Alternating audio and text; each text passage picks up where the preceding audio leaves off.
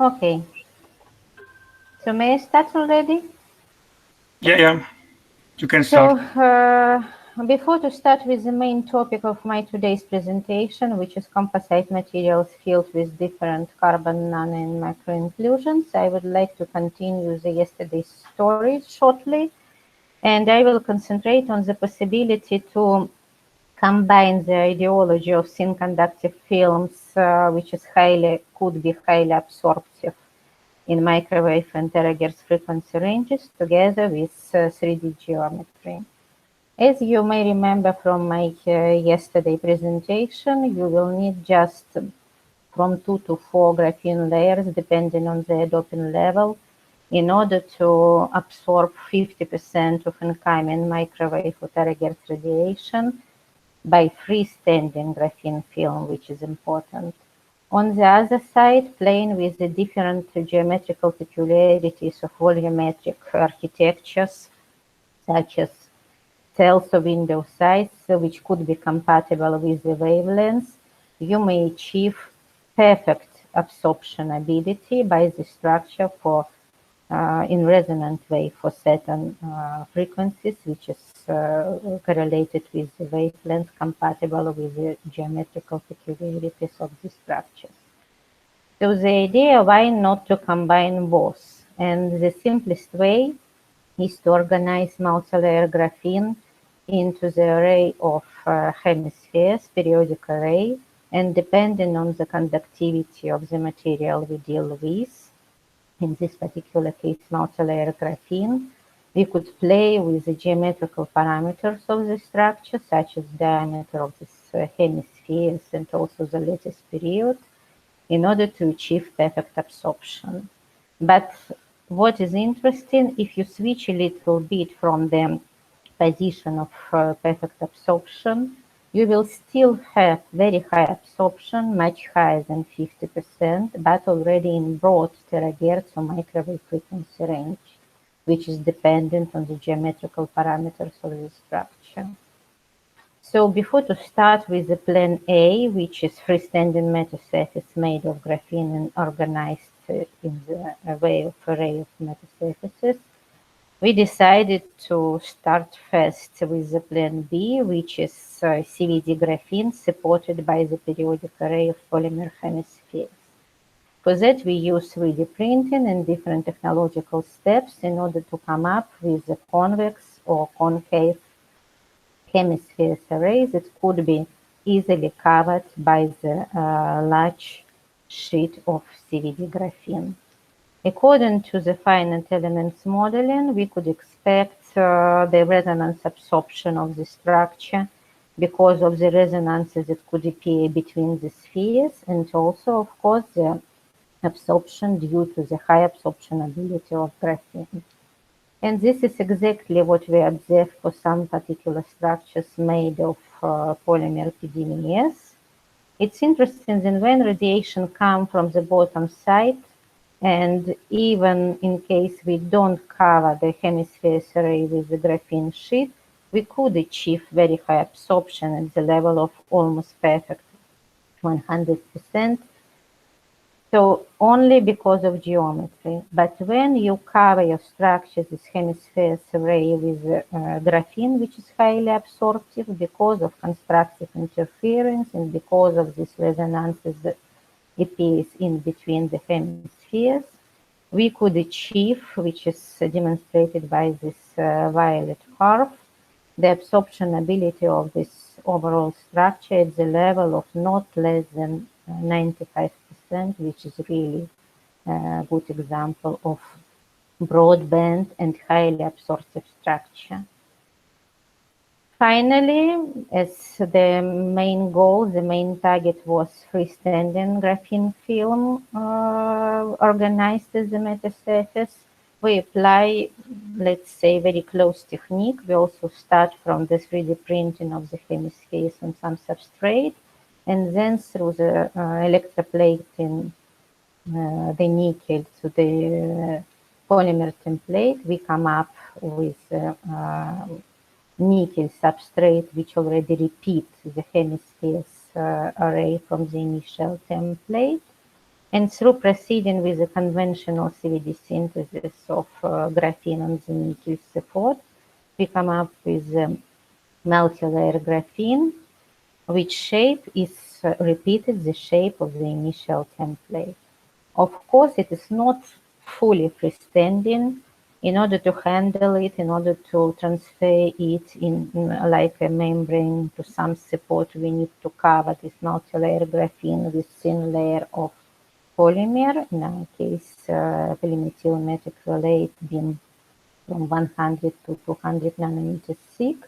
But from the point of view of electromagnetics, this 100 nanometers of polymer is not visible for the electromagnetic radiation in microwave and also in terahertz frequency range. So we could conclude that with these freestanding multi-layer graphene 3D metasurfaces, we are able to absorb incredible amount of microwave and terahertz radiation, 95%, in whole frequency range from 100 gigahertz to 1.2 terahertz, which is really incredible result from our point of view. So I come to the conclusion from this first part of my today's presentation that the combination of the inner properties of 2D materials, in this particular case CVD graphene, with the ideology of 3D architectures, would be really efficient for the fabrication of highly absorptive electromagnetic metasurfaces and devices on their basis.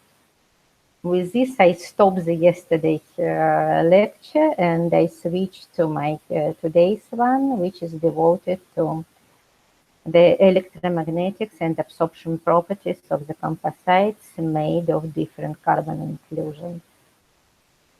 So you should remember from my yesterday lecture that when we speak about absorption, electromagnetic absorption, it is always about the losses.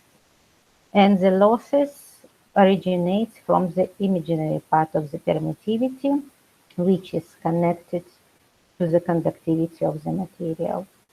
So according to the classification of the materials based on their permittivity, in order to have losses, we need to have material which imaginary part of the permittivity is either close to the real part of the permittivity or more or even much more in order to come up with the polydielectric and higher losses media.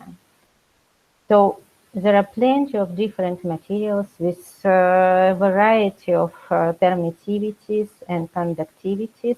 But if you really want to fine-tune the properties of the conductive media in order to come up with particular electromagnetic response, you always should think about using mixture, which is the composite material. Today, I will concentrate mostly on the polymer composites filled with two types of inclusions, which is carbon nanotube and also graphene nanoplatelets. Graphene nanoplatelets is composed of a few layers of graphene, and the lateral dimension could be either small or large, but typical aspect ratios for the carbon nanotubes is more than 1,000, and for the graphene nanoplatelets, it is around from 50, let's say, to 200. What is important to understand? Sometimes even very experienced people who are dealing with composites for mechanical or for thermal or for some other applications, immediately when they start to do the electromagnetics with the composites, they come up with a lot of questions. And the main question are, why I use the same filler, for instance, carbon nanotube, within the same concentration, within the same polymer, and I apply the same way of fabrication, and every time I have very different results. The final composition could be conductive or non-conductive. It could be reflective, absorptive. It could be transparent even for the microwave or terahertz radiation. So the question is, what's wrong? And the answer is very simple. You should pay attention to every detail, not only the type of filler, because if we speak about the electromagnetics, it is nothing to say that I have carbon nanotubes. You should always remember that everything will be dependent on the length of nanotube, on the number of holes in this nanotube, on the functionalization of this nanotube, on the conductivity which is devoted to the perfectness of this nanotube, and many, many other very important things. So here I try to classify the most important issues for those who are starting to work with the electromagnetic properties of composite materials filled with carbon inclusions, because people not always understand properly what they should take into account. And the first thing that you should think when you start to work with the composite materials filled with carbon nanotubes or graphene nanoplatelets is what frequency range you want to address for. Because some of the material, for instance, both carbon nanotubes and graphene nanoplatelets, that might have different frequency peculiarities in the particular frequency ranges. And these peculiarities will be visible when you incorporate this additive into the composite material. Then again, I already mentioned that when you speak about the individual functional filler, like for instance carbon nanotube, you should always remember about different geometrical parameters like length and the number of walls and many others. And only after that you should think about the properties of the matrix like viscosities, different chemical issues related to hardening, using of solvents and surfactants. Of course, you always should remember about the filler concentration and how it will influence the electromagnetic response of your composition. You should remember that you could come to very different results when you oxidize or functionalize in some other way your carbon additives. You should remember about aggregation, agglomeration processes, and how well you could disperse your additive within the matrix. And finally, and probably there are plenty of other issues, but among the most important one, I would also mention the possible post-processing treatment that could influence substantially the overall final response of the final composition. So let's start with the frequency range. First of all, when we speak about the percolation, we should remember that it manifests itself only in DC and low frequency range. This means that this plateau of the conductivity for the percolated composites will not be anymore on this spectra if we switch to higher frequency range. So this here I present the results collected by us for the polylactide filled with different concentrations of the carbon nanotubes, and we see that already starting from the 3 weight% of carbon nanotubes, we have this conductivity plateau.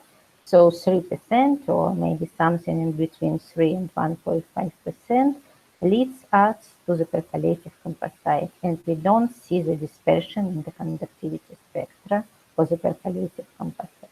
But when you switch with the same composites to much higher frequency range, to terahertz and microwaves, you will not see anymore this non-dispersion in the spectra of the conductivity. And the reason is in the higher frequencies, the particles, conductive particles, already start to feel each other electromagnetically. This is so-called electromagnetic coupling. And all the structures will behave in the same manner. When you increase the frequency, you will increase the conductivity of the material. And this is applied for all composites comprising carbon nanotubes. Also those who were below the percolation threshold when we analyzed their behavior in the low frequency range. So the main conclusion from these two slides is very important slide, and thanks a lot, Misha, for reminding me to speak about that when I discuss the content of my presentation with you. that if you want to judge about the percolation, you should always address only the low frequency range. If you don't have access to the low frequency range data, you are not able to speak about the electrical percolation in those composites. Another interesting story is some resonances that could appear in the spectrum of composite if you will take the carbon nanotubes of given length. I will not stop here on the details because you will have the separate lecture coming from the Professor Maximenko next week, who will speak about the antennas properties of carbon nanotubes. I just want to pay your attention that let's imagine you want to have highly reflective material. You want to have material with very high conductivity. You think that, well, I will take metallic carbon nanotubes, let's say multi-wall carbon nanotubes, edit it into some polymer matrix, and at certain concentration, I should expect metal-like behavior. So almost all the electromagnetic radiation will be reflected. But if you take carbon nanotube of given frequency, it might happen that because of this antenna's resonances, they will be manifested itself as the absorption peak at certain frequency. So you expect that your material will behave electromagnetically as reflector, and at certain frequency it could behave as absorber. And you should remember about that, and you should take that into account when you plan your experiment and your composite material for particular application. Another important issue is the number of walls. When you start to calculate the polarizability of multi-wall carbon nanotubes at certain frequency range, which is of course will be related to the length of the nanotube, you will find that when you add one by one inner layers into this carbon nanotube, multi-wall carbon nanotube, at certain point you will not see any difference, which means that in this particular frequency range, for these particular carbon nanotubes of this particular length, you will have strong electromagnetic screening of the inner shell. So it means that electromagnetic field of gigahertz range will not interact with the inner walls of these multi-wall carbon nanotubes. You should remember about that when you plan the composite material, which should interact effectively with the electromagnetic wave in gigahertz. Don't take multi-wall carbon nanotubes comprising many walls, because 2/3 of your weight concentration of multi-wall carbon nanotubes will be just for the weight. You will not feel this concentration. So in order to interact effectively with the electromagnetic radiation, depending on the length, you should remember to take the multi-wall carbon nanotube comprising proper number of walls in order to achieve the situation when all of them take part in the electromagnetic interaction. Another interesting example is the percolative composites and how the density and the inner structure, let's say, of this percolative network could influence the electromagnetic response. This is a sponge made of multi-wall carbon nanotubes. And of course, this is percolative system. And as all multi-wall nanotubes comprise at least one wall, which is metallic, we could treat that this is the composition of metallic carbon nanotubes. So we should expect that for percolative system, this material should behave as reflector because it is conductive and percolative. But this is not. This is very porous structure, and the pore size is compatible with wavelengths in the microwave frequency range, for instance, in the case of 30 gigahertz. So as we discussed yesterday, this is some sort of porous material with the peculiarity, with the pore size, which is compatible with the wavelengths. So for this particular case, with this percolative structure, we will have very high absorption at the level of 80%. But immediately when you start to press your composition, we will change the density. But what is more important, you will change the size of the spores, and they became at certain point invisible for the electromagnetic radiation because they're electrically very small. And finally, instead of 80% of absorption, when you press sufficiently your structure from 2 times, let's say, you will have 80% of reflection of the electromagnetic radiation. So now we already understand that the polarizability and the conductivity of the composite of the filler is very important, but what is also very important is the geometrical parameter, because geometry determines the percolation of the composition, and the percolation is important for all the properties, mechanical, other physical properties like thermal, for instance, not only for electrical. And sometimes and very often we want to achieve wanted electromagnetic response with as small as possible concentration of the filler, because otherwise we will disturb too much other physical and mechanical properties of the structure. Here I present the results collected for multi-wall carbon nanotubes being very well dispersed within the epoxy resin.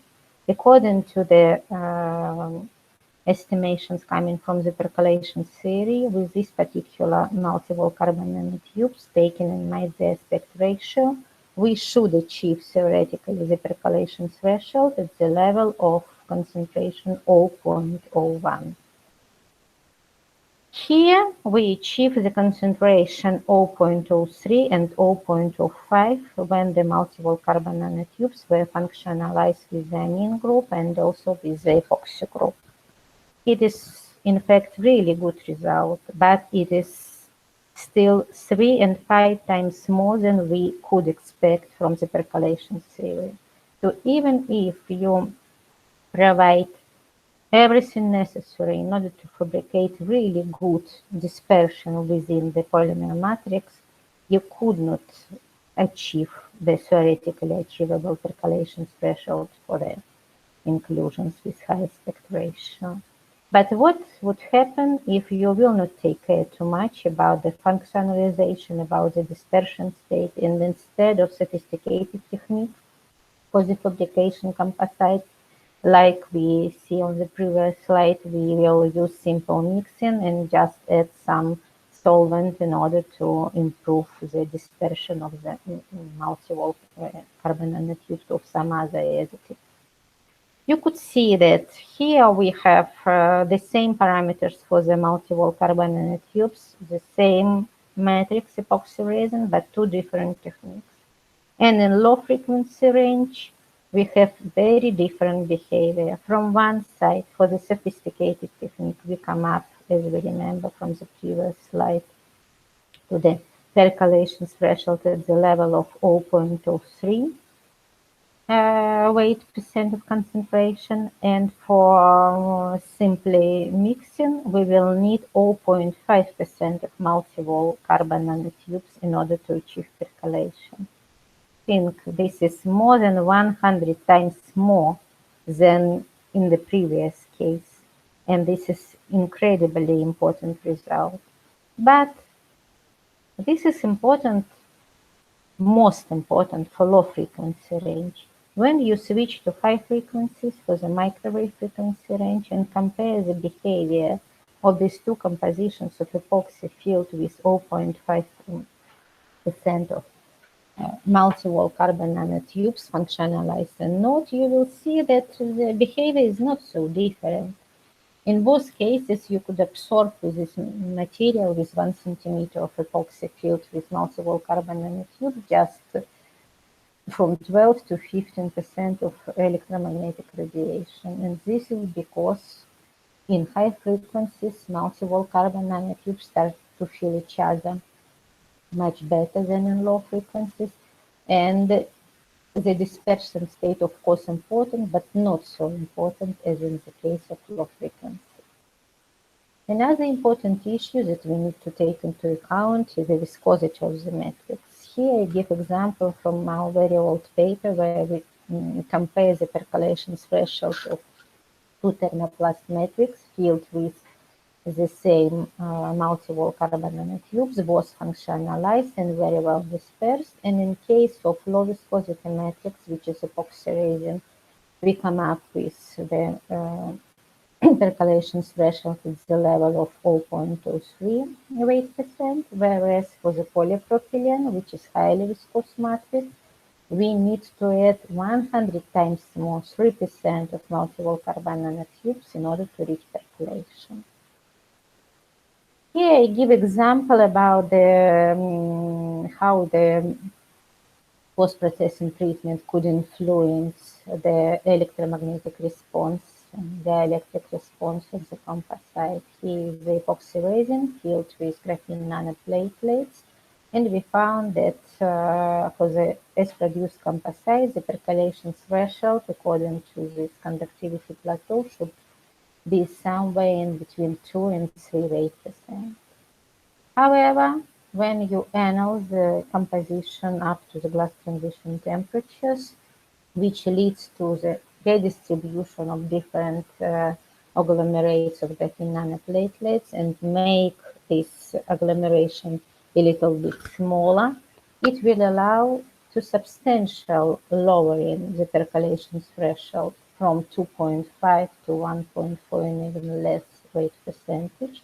But what is even more important for us, if you compare the electromagnetic response at high frequency, 2% of graphene nanoplatelets within epoxy after annealing behave much better than 4% of graphene nanoplatelets before annealing.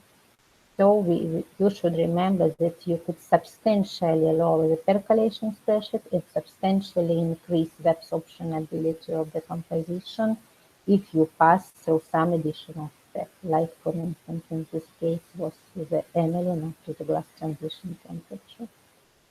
So the main conclusion from this part of the presentation is the fact that everything is really important. You should remember about the properties of polymer, about the fabrication method, about how you disperse your structures. Of course, you should remember always about the characteristic of individual field. So all these parameters could be very important for the final electromagnetic response of your composition. So it looks like you have 1,000 of parameters to take into account, and every time when you start with the fabrication of new composition, you could come to some, let's say, masterpiece which will behave differently. So what to do? And the answer is you should do modeling. You should remember about the most important parameters that govern the electromagnetic response of your composites. And the answer could be given by different types of the modeling. The most efficient way to model the composite when it is well below the percolation threshold, it is different types of effective medium theory. The effective medium theory assumes that the macroscopic system is homogeneous and it may predict the effective properties of the multi-phase medium below the percolation threshold due to the absence of long-range correlation or critical fluctuations in this area. Every time when you start with the effective medium theory, you should start from the Lorentz sphere concept that was proposed by the Lorentz for the calculating the local electric field. So let's imagine you have some medium with polar molecules which behave like electrical dipole when you apply electric field.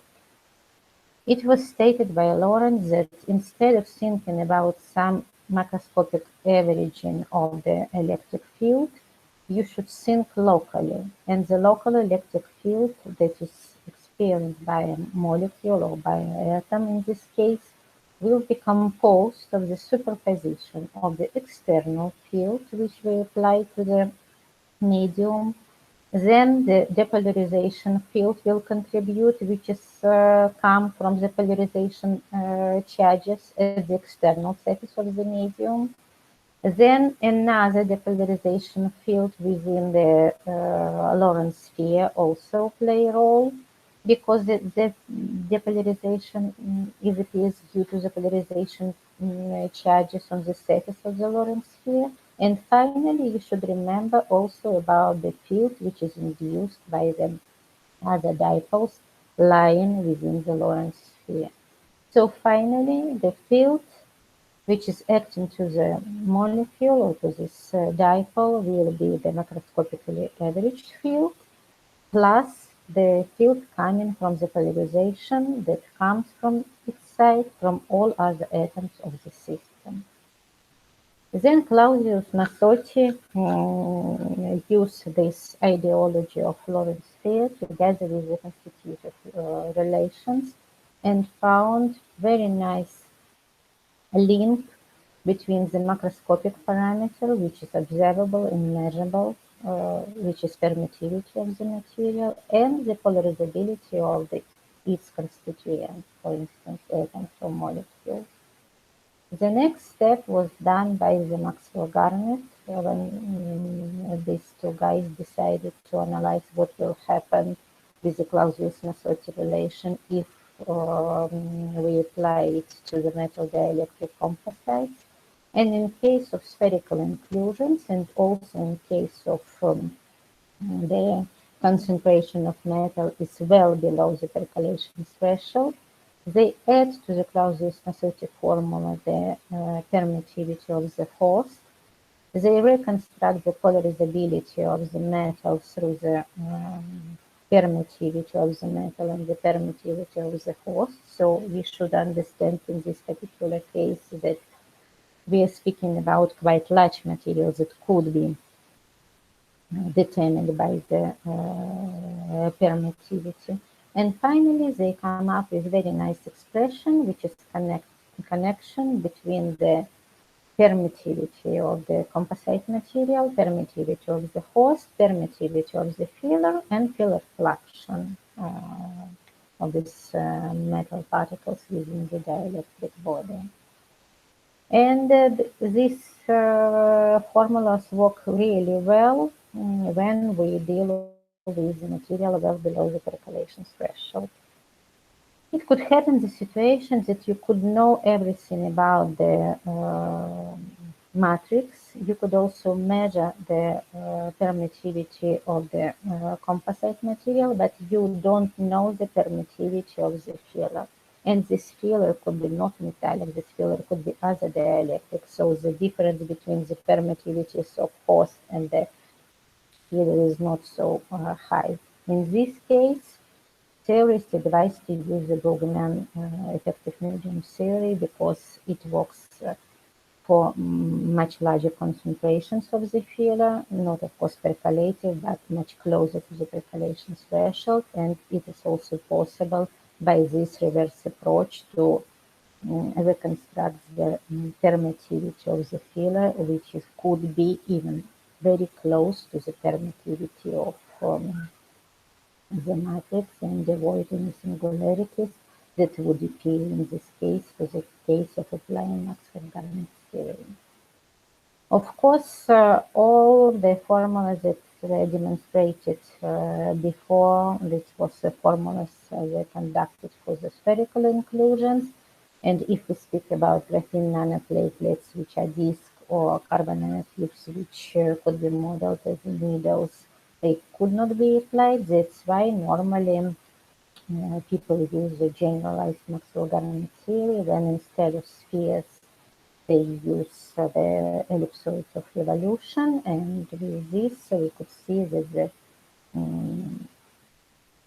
polarizability of the spherical inclusion is proportional to the its radius in the cube of the radius. In case of disk, the polarizability could be even more because of the larger aspect ratio. It is proportional to the diameter of disk.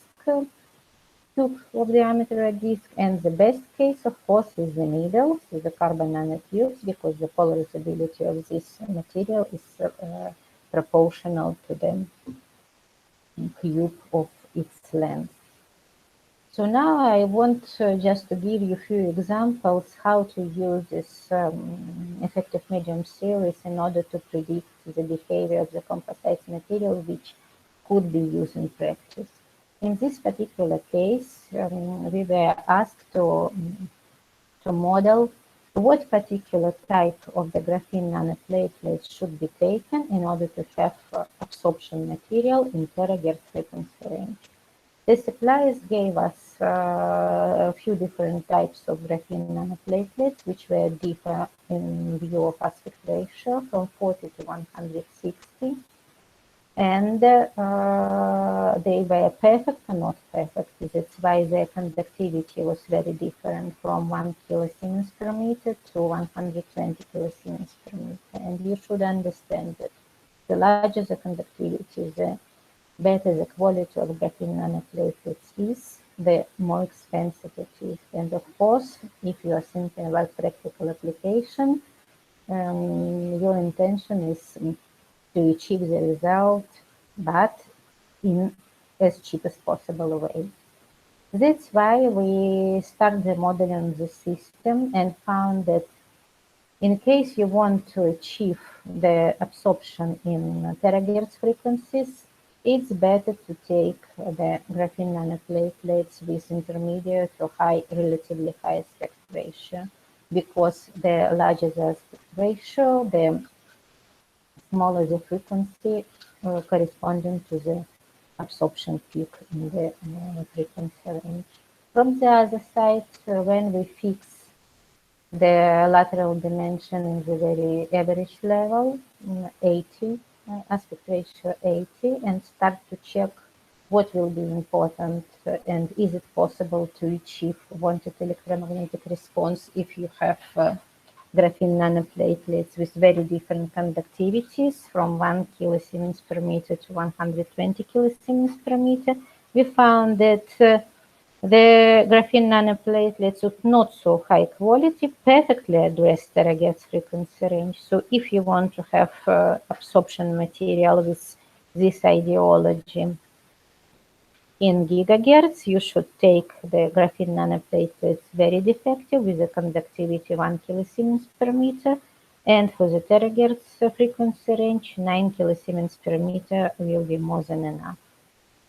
Another important issue is whether the fabrication process, which means the aggregation of graphene nanoplatelets in this particular case, influence substantially. And here again, you should remember about what frequency range you want to address. Because when we model the situation when 15% of them inclusions will be aggregated to large clusters, we found through the modeling with effective medium theory that these aggregates determine the low frequency response of the composite material, whereas the individual graphene nanoplatelets determine what happens in high frequency range. So again, if you want to work with absorptive material in low frequency range, it doesn't matter whether you will take technology which will allow you to produce very well dispersed materials. You will take better, not so good technology, which will allow you to produce material with partly dispersed and partly aggregated graphene nanoplatelets. You will come up with the wanted electromagnetic result. So I don't know whether I have time to speak about the Monte. Okay, just few words about the Monte Carlo simulation. So all above was about not percolative system. And now if you want to understand what will happen with your system if you close to the percolation or above the percolation, the Monte Carlo simulation is really good approach. Here you should generate the situation when your carbon nanotubes and graphene nanoplatelets will have very different dimension, and even you could mixture them in order to understand what will happen. For instance, in this particular case, we wanted, according to the requirement coming from our experimental colleagues, we wanted to understand whether it's possible to achieve the percolation threshold at the level of 0.06 only if you take the very expensive filler like carbon nanotubes, or you could use mixture with graphene nanoplatelets and you will achieve the same with much cheaper solution. And we found, according to the Monte Carlo simulation, that if you will take 60% of graphene nanoplatelets with quite small aspect ratio at the level of 50, and just 40% of carbon nanotubes, also not so long, you will achieve the wanted figure of merits for the percolation threshold, which is already important for the practical application. Another interesting issue is the possibility to model the anisotropic composites using the Monte Carlo approach. For instance, when you apply mechanical deformation to the composite comprising carbon nanotubes, you will see that they wanted to predominantly orient along the deformation direction. And of course, it's clear that Z and XY direction will be very different in terms of the conductivity, because at certain point when nanotubes will not touch each other, we will have not conductive composite in that direction, and in contrast, very conductive composite in XY direction, for instance. But Monte Carlo simulations say us that this tendency, this dramatic drop of the conductivity starts immediately, not only when we already have really good orientation within the composition. Immediately when we apply the deformation, we will see substantial drop of the conductivity in that direction in comparison with what you have in XY direction. So this is also should be taken into account when you try to use your composition for the cases when the material could be bended or scratched. This should be taken into account. And finally, I will not stop a lot on the possibility to use electric circus technique, because a lot of electrical engineering will do it much better than me. It's a very known approach in order to understand some physics underlying the electromagnetic behavior, but I just want to show you one example. Here we have the epoxy resin filled with the mixture of single-wall carbon nanotubes being metallic and semiconducting. And according to the modeling, and here we model the metal nanotube as resistor and a semiconductor nanotube as a diode, according to the composition of this mixture, whether we have percolated semiconductor nanotube or whether we have percolated metal nanotubes or both, we will have absolutely different electromagnetic response with the same concentration of carbon nanotubes. This is important, and this is also the way to check the supplier. If, according to the data sheet, you have predominantly much higher concentration of semiconductor nanotubes, you should have this situation when you mix it with the epoxy resin. The real and imaginary part of the permittivity should be very close to each other. So in case of semiconductor nanotubes being percolated, we will come to high absorption ability of these materials in different frequency ranges. So now I finally come to the 3D geometry. Yesterday I start to tell you about two different approaches that could be used in order to organize periodically the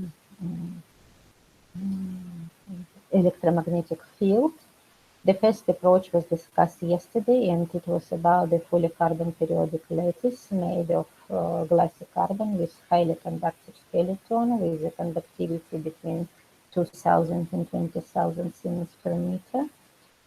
Today I will stop on the possibility of using composite materials filled with carbon nanotubes, graphene nanoplatelets, and other carbon additives as a filament for the FDM 3D printing. And in this case, we will deal with the skeleton conductivity of the very moderate and even very small values from 0.1 to 200 Siemens per meter. So the most important question here is whether high conductivity is really important, because it's not so simple to achieve high conductivity such as 200 Siemens per meter for the filament for the 3D printing. And of course, this highly conductive filament is very incredibly expensive. So the question is, do we really need so high conductivity? And Going ahead, I must say that not always, and in principle, not at all. Here I compare what we could have for the sandwich structure made by 3D printing using highly conductive skeleton made filament made by Black Magic, United States well-known company. And we compare it with what was discussed yesterday for the graphene being composed of 4 graphene layers being put on the proper dielectric with the proper thickness corresponding to the quarter of wavelength. And you see that according to the theory and even experimentally, with the structure comprising 4 graphene CVD layers with the thickness together with the polymer 400 nanometers plus the thickness of substrate, we could achieve almost 100% of absorption, whereas for this particular structure, which is 400 microns already, not nanometers, plus thickness of the substrate, you could achieve only 50% of microwave absorption or even 40%. But of course, this is a little bit tricky. This is not the optimal configuration to address the microwave frequencies. With the 3D printing, you could print different sophisticated geometries like pyramids or this tooth-like structure, and according to the finite element simulation, you could see that the structure is promised to be highly absorptive at the level of 99%. But what is really good about the playing with the different compositions, having different permittivity and conductivity and different geometry, that you could always find the optimal configuration. And depending on what you want and what you have in hands. For instance, according to the simulation, we must say that if we want to absorb 99% of microwave radiation in quite wide frequency range with a pyramidal-like structure, and we want this pyramid to be, let's say, 6 millimeters in height, you should take the filament which conductivity and the permittivity will be within this yellow region. We have in our case the filament made by us with the real part of the permittivity close to 15 and imaginary part of the permittivity close to 6. And for these particular parameters of the constitutive dielectric parameters of our filament, we must take the pyramids with the height from 8 to 9, from light blue to blue, in order to achieve this 99% of absorption. And this is exactly what was achieved experimentally for this particular filament and for this particular structure. What if you need to achieve some particular electromagnetic response for the porous structure with the closed cells? Is it possible to achieve high values for absorption? Yes, if you have not very good conductive filament with a conductivity at the level of 10 or 5, you will need just to increase the wall thickness up to 0.5 millimeters. If you want to achieve the same electromagnetic response with the wall thickness of 0.5 millimeters, you should take just simply more conductive filament, which conductivity should be quite reasonable at the level from 20 to 40 Siemens per meter. I remind you that yesterday we spoke about the glassy carbon architectures made of open cells, and we observed the resonance absorption by the structure, and the resonances were corresponding to the cell size and the window size. And what if we switch to the composite material, which conductivity is not so high as 20,000 Siemens per meter? For instance, Black Magic, 200 Siemens per meter. And we were quite upset because not so high absorption could be achieved by this particular geometry with the conductivity of our filament. And why? Because modeling says that this is too large conductivity in order to be absorptive somewhere here. And if you want to absorb as much as possible electromagnetic radiation in microwave frequency range with this particular geometry, you should take the filament which is not so highly conductive. The conductivity at the level from 5 to 30 will be more than enough in order to absorb more than 80% and even more than 90% of electromagnetic radiation. So I come to my final conclusion that everything is important. Everything. You should remember about many factors that could influence the conductivity and the electric properties of your composite. You should important also about the geometry, but the main conclusion is for any geometry that you want to address, you could always find the optimal conductivity and the electric properties of the material of your composite material in order to achieve wanted response, and vice versa. If you have particular filament in hand, you could always propose optimal geometry that will allow you to achieve wanted electromagnetic response. So I want to thank many of my colleagues, Lesia, Nadia, Dima, Konstantin, Misha, and Sergei Maximenko from the Institute of Nuclear Problems, also Marian, Tommy, and Yuri from the Institute of Eastern Finland, and many other colleagues who contributed a lot into the materials that were presented today, because most of the materials were our original papers. And thanks a lot for your kind attention.